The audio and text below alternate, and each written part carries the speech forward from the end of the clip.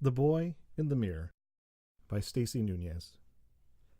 And my story has never been told, though everyone knows me. I've been misrepresented as a flat and almost boring character for centuries. The writers and storytellers who've written about me have taken many liberties with the telling of my story, and, in actuality, they have practically written me out of it altogether. But it's time for the truth to be told, and I'm the man to do it. I write this by my own hand, now that I'm finally free of the looking glass at long, long last.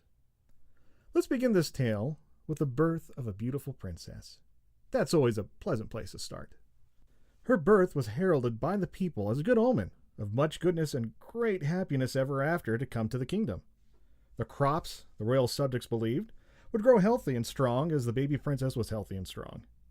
The weather would be fair and lovely, as she was both fair and lovely to behold.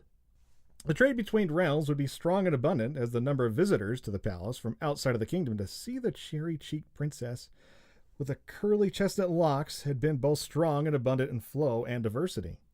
Indeed, all seemed good in the world at her arrival. The sunshine, the flowers, the butterflies had all been ideal in warmth, in beauty, and in iridescence. The princess was a breath of freshness into a kingdom that had felt stale and stagnant for a long, long time. She was exactly the type of princess who stirred hearts and interests and inspired ballads and stories. She was precisely what the royals had hoped for and what the nobles had dreamed up. She was exactly what the field hands had prayed for and what the peasants had cried for to bring about change in a kingdom that desperately needed a rejuvenation. The princess was the promise of a new life and an embodiment of renewed opportunities for attractive alliances. A living, breathing beacon of hope and joy.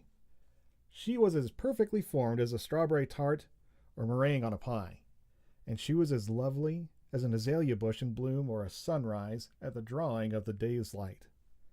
They named her a beautiful name that honored both her lineage and her place in line for the throne.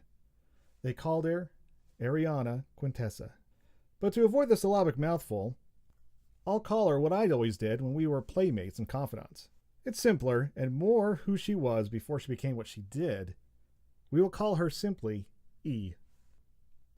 E was the only girl born after 3 sons, 3 active, competitive, rough and tumble princes who turned to mush at first sight of the little angelic cherub. The princess would dote on and cherish the little princess her entire childhood. Little girl never had so much love and positive attention in her lifetime as did Princess E. She was adored by Princess Jacobus, who carried her piggyback around the palace.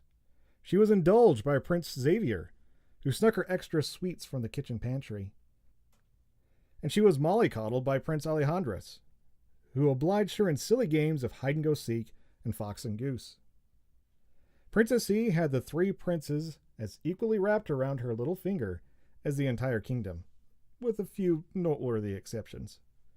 And they vowed they would protect her and keep her and ensure her honor until their dying day, which, in this story, comes much quicker than might be expected for such a manly crew of budding young princes.